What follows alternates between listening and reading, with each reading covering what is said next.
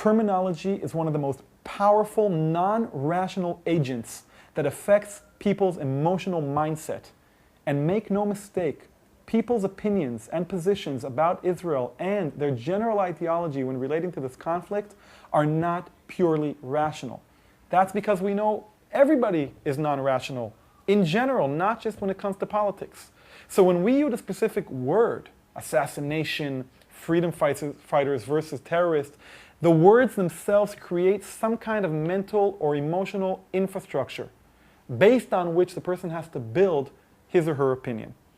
And so if you overlook the terms people are using and dive straight into the discussion over the ideology itself, you are overlooking a major obstacle that somebody may have put in your place, and an obstacle that will prevent your audience from relating to you. This principle talks about the need to negotiate terminology before negotiating ideology. What do I mean?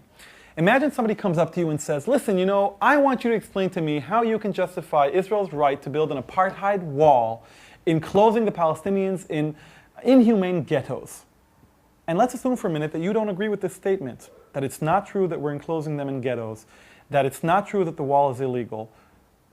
Should you discuss it? Should you try to explain to the person what are the justifications for building this wall?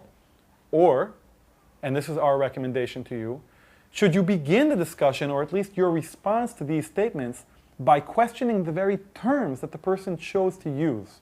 For example, sir, before I actually explain to you why I support the Israeli security fence, with your permission, I'd like to start this conversation one step earlier. You called it a wall, and you actually called it an apartheid wall, or a separation wall. And I'm curious to know why you chose to use those words. Primarily because I don't believe this warrants the term apartheid, and I'll be happy to explain why.